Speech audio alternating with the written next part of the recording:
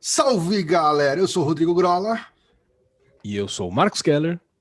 e estamos aqui na segunda temporada do Lupus em Fábula, abrindo a edição 2021 do canal, continuando a nossa série do tarô, mitos modernos e cultura pop. Esse ano a gente termina, hein? Esse ano vai. Eu acho que esse ano vai. A gente consegue terminar essa série de arcanos maiores, certo? Mas antes da gente seguir, já faz aquele, enfim, aquele negócio todo, clica no sininho, aperta, Por se favor, por inscreve, favor. faz tudo. E apoia a gente, Keller. Como é que o cara faz para apoiar a gente? Sim, olha, você pode. Eu não vou nem ficar perdendo muito tempo, porque tá aparecendo aqui na tela, e se você é alfabetizado, você consegue nos ver. Mas nós estamos lá no Catarse, como Lupus em Fábula, pronto para você apoiar e fazer com que isso aqui continue funcionando.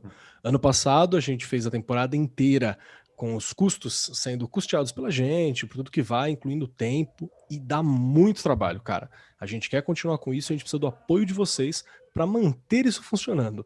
Fora que tem várias novas ideias e novos projetos para sair. Dá um pulinho lá no Catarse que você vai ver projetos relacionados a tarô, você vai ver projetos relacionados a xamanismo urbano, projetos relacionados a runa, tem muita coisa acontecendo lá. Apoia com o quanto você puder, tem um valor mínimo que a gente indica, mas qualquer outro valor também é permitido ali. Apoia e compartilha os vídeos. Se você tem alguém que curte, que tem interesse por tarô, que acha da hora, assistiu Sabrina e acha mó legal, todas essas coisas, indica os nossos vídeos, dá uma olhada pra eles, porque dá um trampo pra fazer isso aqui, viu? Não é rapidinho, não. É isso aí. E o pessoal tem perguntado muito em redes sociais, quando que vai ter mitos modernos em 2021? O pessoal vai ter, provavelmente é em março, abril, mas antes disso, fica atento porque está aberta as inscrições para o Runologia. Então, para quem Sim. se interessa pelas runas, a gente tem agora em fevereiro, fim de fevereiro, a gente tem Runologia. Então, dá uma olhadinha aqui na descrição, link do Catarse aqui no rodapé, tá? Mas dá uma olhadinha aqui na descrição, que tem aí Runologia, primeiro curso da Rod Studio, agora no fim de fevereiro. Eu Sim, acho vamos que lá, porque nós seremos alunos junto com vocês. é Né? isso A gente aí. vai estar lá também apoiando e sendo aluno, aprendendo. E eu acho que é isso aí, então, né, Keller? Vamos para as cartas. Hoje vamos falar da carta mais mal entendida do tarô. Acho que talvez, É. não sei se é a mais mal entendida, acho que uma das, né? Ah, mas tá ali no top 3, hein? Tá. Facilmente. Facilmente. Vamos falar do Arcano 13, a carta da morte. Morte. Abre aí, Keller, a carta da morte pra gente. Vamos lá, você tá vendo aí na tela uma representação, né, do que é essa carta da morte, lembrando que ela foi idealizada pelo Edward White, e você vê alguns elementos ali que eu vou só fazer uma leitura por cima, que a gente vai falar um por um. Você tem a morte, que é uma caveira, uma armadura negra em cima de um cavalo branco, portando um estandarte. No fundo dela tem todo um cenário. Ali você tem água, terra, você tem areia, tem um rei com a coroa caída, tem uma criança, uma mulher, tem um sacerdote, né, talvez um papa. Tudo isso posicionado ali e a morte caminha incessante. Sobre esse arcano, o Edward White, que a gente sabe que já falamos aqui, ele não abria muito as coisas, então onde ele revela mais é no Pictorial Key, ele revela por ele, e tem um outro livro que ele revela sob um pseudônimo, né? No Pictorial Key, ele fala assim sobre a morte, que ela é o trânsito natural do homem para o próximo estágio do seu ser. Também é ou pode ser uma forma de seu progresso, mas a exótica e quase desconhecida entrada ainda nessa vida. Dentro do estado de morte mística é uma mudança na forma de consciência e a passagem para um estado no qual a morte habitual não é o caminho nem portão. Difícil de entender, porque ele tem uns aforismos, tem umas colocações, mas o grande trabalho é falar sobre mudança, desenvolvimento, não necessariamente evolução, mas muitas vezes progresso. Então, só para a gente reentender, nunca, ou pelo menos quase nunca, provavelmente a maioria esmagadora das vezes, o arcano da morte não fala de morte literal, mas numa mudança de consciência. Será que tem alguma relação com iniciação, com desenvolvimento e tal? Tudo isso a gente vai entender aos poucos. Uma outra coisa legal, e a gente sempre cita aqui, o dicionário de símbolos, né? Que a gente sempre fala, tá aqui na Chevalier. bibliografia, é do Chevalier e do Guebrand. Gerbrandt, ou Gerbrand, se você preferir, que ele fala sobre a morte dizendo que enquanto símbolo, a morte é um aspecto do perecível e do destrutível na existência. Ou seja, ele indica aquilo que desaparece na evolução irreversível das coisas, algo que você deixa para trás. Está ligado ao simbolismo da Terra, mas é também uma introdutora aos mundos desconhecidos do inferno, paraíso, pós-vida, o que revela essa ambivalência, como a da Terra e a próxima, de certa forma, dos ritos de passagem. Ela é então uma revelação, uma introdução, um fim que também é um início. Todas as iniciações atravessam uma fase de morte antes de abrir o acesso a uma vida nova. Então, a morte está aqui também como um psicopompo. E para falar uma última coisinha aqui nessa nossa introdução sobre a carta, no livro sobre a Pamela Smith, né, da Katz e do Goodwin, você tem algumas coisas importantes que fala sobre. No livro eles falam assim que a morte viaja por todo o reino dos humanos e traz mudança, transformação e passagem do superior para o inferior. A progressão natural da natureza é nascimento, morte, regeneração e decadência.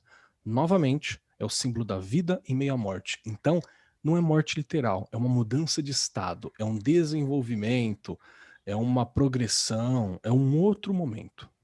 Bom, isso aí, Kelly. Então vamos falar um pouquinho sobre o nome e a figura da morte em si, né? Então a morte, ou a morte, em inglês a carta costuma estar sem grafado o D, né? Vem só como death.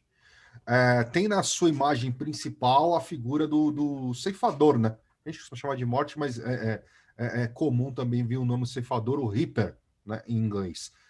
Uma diferença no baralho do White, por exemplo, para o Marcélia, é que no Marcélia, normalmente, ele carrega a foice.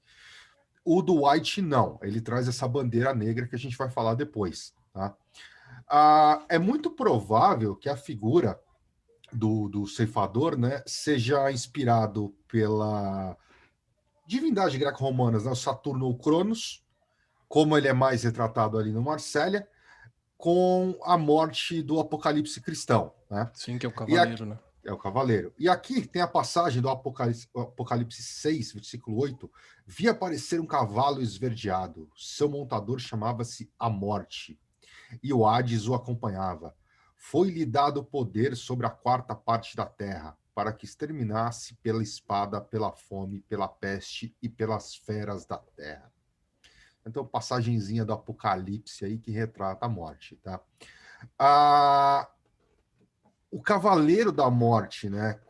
A morte como um cavaleiro, na verdade, foi uma das grandes inserções do White. Vamos lembrar que, de novo, como eu falei, o Marcélia, você tem a figura do ceifador mesmo, em pé, no chão, com a foice. E se eu não estou enganado, que a minha memória do Marcélia é pequena, mas que ela tem umas cabeças espalhadas no Marcélia, não tem? Tem umas cabeças como se estivessem sendo plantadas ali na terra, né? Exatamente. Então, aqui, ó, no Marcélia você tinha só a figura da morte no chão, e aqui a Pamela e o White já retratam ele como o Cavaleiro da Morte. Então tá aí essa coisa meio. Lembrando que o White, embora Golden Dawn, a Pamela também depois foi convertida, Paul Foster Case também, todos eles eram cristãos. Né? Então tem muita referência bíblica ali, uma coisinha, outra pincelada da Bíblia dentro das cartas deles, certo? Sobre essa escolha estética, o Robert Young, do Tarot Cabalístico, escreveu: o afastamento de White em relação à tradição, ao mostrar a morte como um esqueleto montado e usando uma armadura, representa um outro aspecto do caminho, a sua qualidade belicosa. Aqui White recorreu às representações medievais da morte, representando-a como um cavaleiro negro. Eu acho que tem a figura do Marcélia, ela acaba deixando a imagem da carta um pouco estática demais, né? É como se a morte estivesse ali, ponto. A ideia de retratar como um cavaleiro tem um pouco da ideia de que a morte chega, né? Ela vem. Sim. A gente vai ver lá no White que inclusive ela chega para todo mundo, né? Na própria White coloca lá uma figura clerical, enfim, pessoas do povo, todo mundo vai morrer, não tem negativa quanto a isso. Outro elemento que chama muita atenção é a bandeira. Inclusive, ela ocupa, sei lá, quase 25% da imagem ali, você tem a bandeira sendo colocada, né? E essa bandeira, ela tem um sentido também. No Pictorial Key, White escreve o seguinte: o misterioso cavaleiro move-se lentamente, carregando uma bandeira preta estampada com a rosa mística, que significa vida. Aí você fica, meu Deus, como assim? O que está acontecendo? Né? Que confusão! E você tem o Case também, que vai fazer uma outra correlação, que é mais astrológica, mas também tem um ponto de vista psicológico, né? Que ele vai falar o seguinte, que a rosa da bandeira da morte e a rosa da mão do louco teria uma relação. Então ele afirma que a rosa branca se refere ao planeta Urano e tem os mesmos significados que na mão do louco. Grola, como que a gente costuma ler Urano na astrologia? Você lembra? Eu não faço a menor ideia, mano. Eu detesto a astrologia moderna, entendeu? Então Você fica com os sete clássicos, eu né? fico com sete clássicos, então eu não vou lembrar. Eu tenho uma certa. Assim, eu entendo quando o Casey fala que a rosa, que inclusive a rosa da Guerra das Rosas, qual das famílias você lembra, Keller? É Tudor, É é a o Rosa Branca? Tudor era uma rosa branca sobre a vermelha. Só branca era os York. Então, os York, então, assim, é a rosa branca da casa York. Se você olhar, inclusive, em heráldica, né, o glifo, a forma como ela está desenhada é idêntica enfim, a rosa da família. Ah, e eu tenho uma interpretação pessoal. Costuma-se dizer que a rosa branca na mão do louco significa pureza, certo? Como aqui eu tenho a rosa branca no fundo negro, então a pureza, a inocência, né? Então aqui a morte, diferente da morte literal, aqui a gente teria a morte da inocência. Né? A gente fala bastante disso, na verdade, no Tarô Mitos Modernos e Cultura Pop, onde a gente Sim. fala do louco como herói da jornada e ele transitando entre as cartas. E esse é um momento crítico para o louco. Eu não diria que é. Na representação oracular, é comum a gente falar de transformação em si, mas na jornada não é o momento da transformação, mas quando a transformação começa. Certo? E aqui a gente tem um arco de história que vai até algumas cartas mais para frente, que é toda essa etapa, esse arco de transformação do louco. Na verdade, a gente pode dizer que os próprios 22 arcanos como um todo são um arco de transformação para o louco, né? Eu Mas concordo. isso você vai ter que, se você quiser entender mais, você vai ter que esperar a próxima turma do Mitos Modernos. Fique atento, troca uma ideia com a gente nas redes sociais que vocês vão olhar. Mas tem aqui uma outra proposta, né? Que o Urano está muito relacionado também a outras paradas, como por exemplo a revolução, a mudança na astrologia moderna. Ele está posicionado ali. Se não me engano, que eu também não utilizo muito, não, viu, Grola? Pra falar a real. Quem usa mais é o nosso amigo Will. Aquele abraço pro Will. O Will usa. É porque são só que são os geracionais, né? Urano, São os Netuno e três finais, Plutão né? são os geracionais. Enfim, Aí né? é outra parada. Eu gosto da Caldeica. E tem um outro detalhe que essa rosa mística seria algo de uma tradição alquímica. Você tem um livro chamado The Secret Tradition in Alchemy, que é bem legal para quem quiser dar uma olhada, onde ele fala que entre os mártires da ciência, eles podem merecer apoiar as palmas da mão. A explicação não é que eles eram mestres espirituais. E ali você tem a rosa mística. Ou seja, não quer significar muita coisa, mas é só para dizer que tem um lastro dentro da alquimia. E aí a gente sabe que a Golden Dawn, ela casava tudo, né?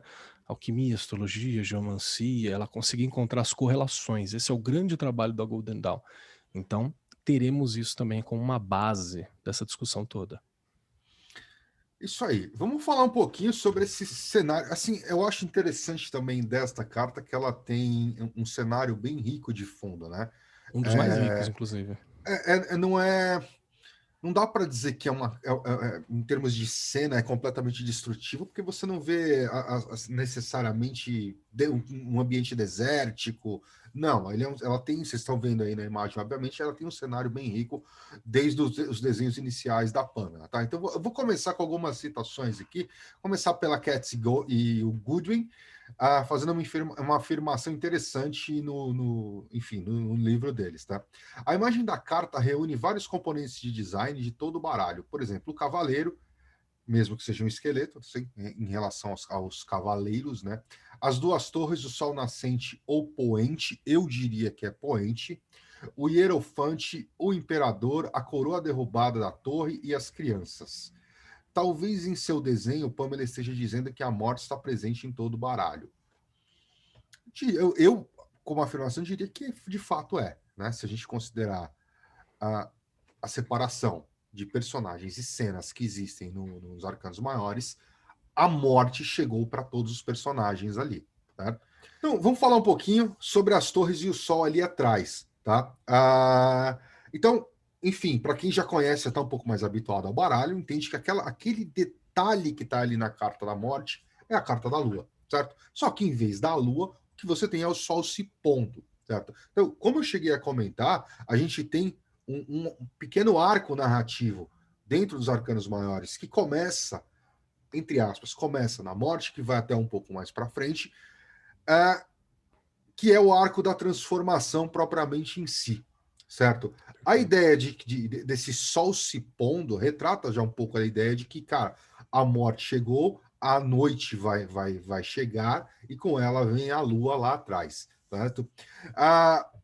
Ainda assim, algumas citações, Katz e Goodwin afirmam que para chegar lá nas torres, você deve passar por todo o mundo da ascensão no espírito, que White diz estar atrás do esqueleto, por trás do esqueleto, aliás.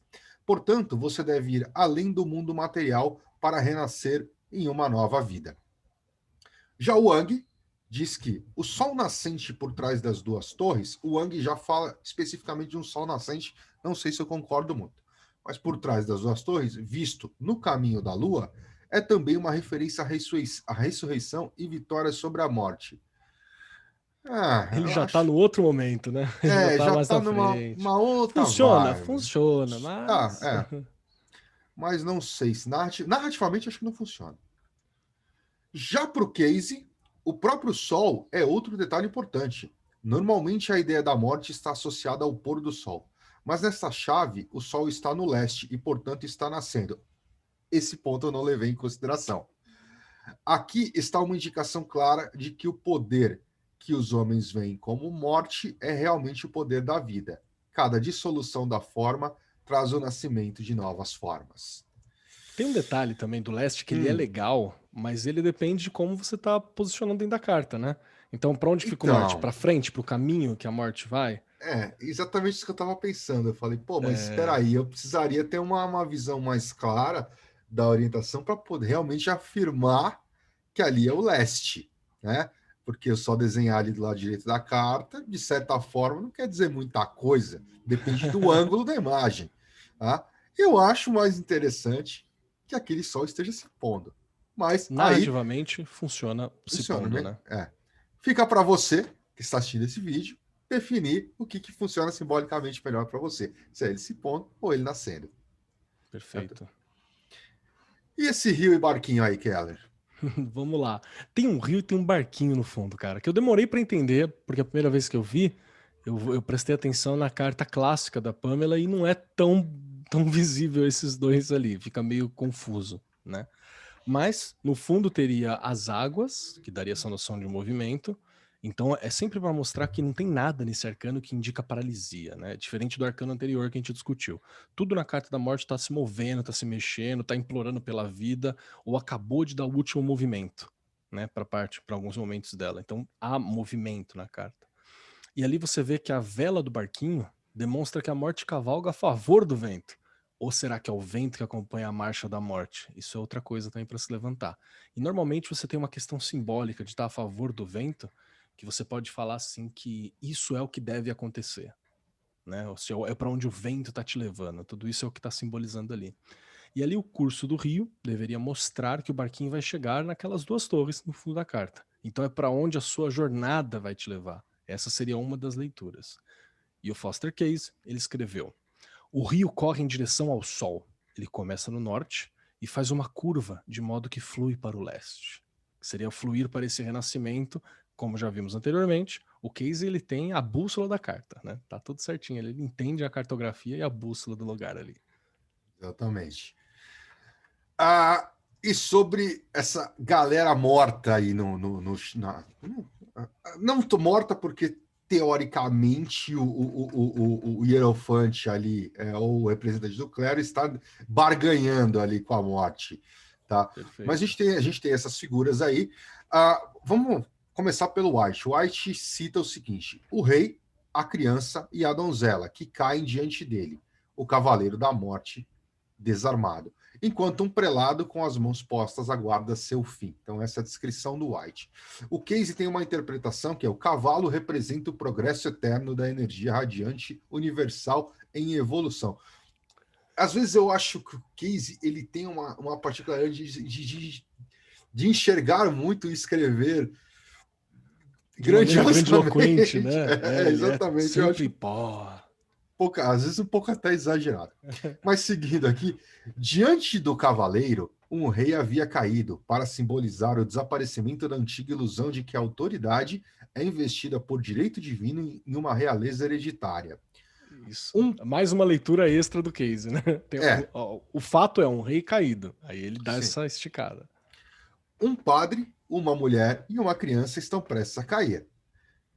Lembrando que, pessoal, o Casey tem um baralho que é o baralho da bota, Builders of Edington, certo? Então, ele mistura algumas coisas do White com algumas coisas do Marcelo nesse baralho. Essa ordem, inclusive, foi ele mesmo fundou, tá? Então, às vezes, o baralho dele tem pequenas diferenças. No caso do Rider White, eles já estão caídos, tá? São as velhas noções falsas sobre a religião, o status das mulheres e o direito das crianças. Todas essas coisas passarão antes do avanço de novas ideias, desenvolvidos na consciência da raça pelo poder transformador da imaginação. Tá? Como eu cheguei a comentar, muitas vezes essa ideia de que você tem essas figuras, hoje, muito da literatura de tarô, é associada ao fato de que a morte chega para todos. Certo? Então, assim, não importa se você é rei, ou se você é uma criança, ou se você está começando, vamos falar em termos arquetípicos, se você já detém o poder da iniciação, se você é um aspirante, nem entrou tecnicamente na sua jornada ainda, mas em dado momento, a morte vai chegar para todos, tá? Aqui tem uma outra citação da Katz Golden que indicam 4 atitudes. Que é certo? muito legal isso, cara. Isso é uma das coisas mais legais assim que eu bati o olho e achei interessante quando você olha a extra, né? Isso aí. Então vamos lá. O rei, tente resistir e se veja vencido imediatamente. Né? Falando um pouquinho sobre o imperador. Criança, vá direto sem medo e aceite a mudança como um presente. Uma relação com a carta do Sol. O bispo, ore e negocie com a mudança de alguma forma. Relação com o Hierofante. E a donzela, aceite e permita que a mudança aconteça. Carta da força. Certo? Acho interessante. Acho um pouquinho. Coloca alguma questão nessa frase da donzela, Tem especialmente alguma coisa mesmo. na relação com a força. Talvez que a mudança seja necessária, né, e dolorosa. Aí, ok, ela aceita, mas é difícil, por isso a carta da força. Mas não sei. Não sei se aceitaria essa frase de forma plena. Eu gosto muito desse olhar, primeiro porque ele vem das pesquisas da Kathy Goldwyn, né? Uhum. Que, pô, foi uma ótima pesquisa. Assim, se tiver acesso a esse livro, que é o livro que fala sobre a Pamela e tal, é maravilhoso, é uma pesquisa maravilhosa. Então você tem alguma coisa que vem de uma fonte primária, no máximo, estourando ali secundária daquilo que está trabalhando. Então dá para você partir do princípio que isso talvez esteja representado ali mesmo. E eu gosto dessa questão do olhar e das atitudes. Não fecho 100%, mas aí também a gente não fecha 100% com ninguém, né? Não. Isso é uma coisa que a gente tem que trabalhar. A gente está falando de questões místicas, de questões simbólicas. Elas vão ter pequenas mudanças e ligeiras reinterpretações sempre, né? Eu vou fazer um parênteses aqui, Keller, para falar, por exemplo, uma coisa que aconteceu hoje no grupo do Mayhem. Alguém postou aquela imagem putz, aquele que é visto ao contrário, do New Visions, do mago que tem o macaquinho, né, atrás da carta do mago, e alguém perguntou, o que quer dizer esse macaco?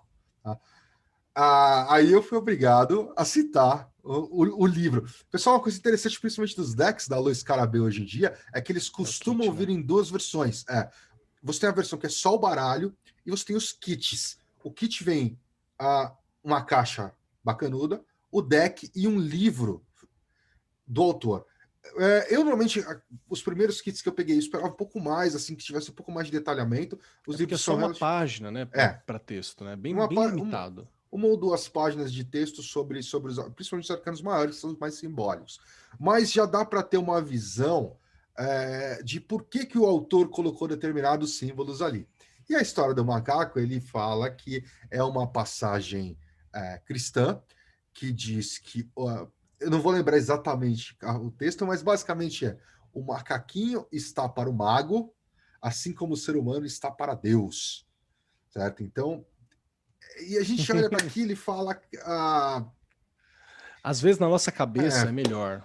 é, Eu, por exemplo, a primeira vez que eu olhei, eu falei, nossa, às vezes tá ligado com aquela tradição de pensar o mago como ilusionista, né? Como alguém que engambela, alguém que é ligeiro, e é. por isso macaco e tal. E não era nada disso, segundo o livro do cara. Às vezes do lado da frente chega a tirar o mago da cartola, o macaco da cartola, assim, pá, né? Tem uma relação que até é dita é mencionada no kit, no livro do kit, uma possível relação com a ideia de Tote, mas Tote era um babuíno, né? E ali é É. meio que um miquinho, aquele com chapéuzinho e tudo mais, tá? Mas você tem essa ideia. Então, assim, às vezes é interessante você ter acesso a esses livros dos próprios autores, falando, expressando um pouco mais a simbologia que eles adotaram ali naquelas cartas, para ver se você concorda ou não, E tá? também para você entender como é rico a discussão, né? Sempre vai ter Sim. discussão em cima, sempre vai ter outros olhares, outras interpretações. Isso é muito rico no tarô. A gente tem um ponto de vista, principalmente os autores os criadores, né, da Luiz Carabel, como são europeus, normalmente tem uma tradição cristã muito forte, né, que a gente estava discutindo isso, inclusive, em um dos cursos que a gente estava dando, puxam muito para elementos judaico-cristãos ali, alguns já fogem um pouquinho, mas é sempre interessante hoje, além do deck, às vezes, se você conseguir. A parte ruim é que a Luiz Carabel não vende só os livros, né, é sempre o livro, ou você Kit, né? compra o kit, ou você compra só o baralho. Bom, É. Keller, só para a gente, então, seguir, o que dá para fechar aí da Carta da Morte, cara? O que a gente Cara, encerra? antes eu vou puxar o que o Case, né? Ele meio que dá uma fechada, assim. O Case fala que a carta não representa o fim, mas o verdadeiro significado da morte, que é mudança, movimento e transformação. Aqui você já entende. Ai, quer dizer que você vai morrer atropelado por um carro na Praça da Sé? Quem entendeu aí, comenta embaixo. Quem pegou a Não é referência? bem. Quem pegou a referência, comenta embaixo.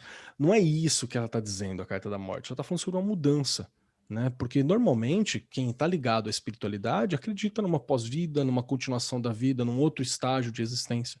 Então a morte ela é temporal e momentânea, né? A morte é apenas o portal para uma vida maior na realidade, ainda citando o Case.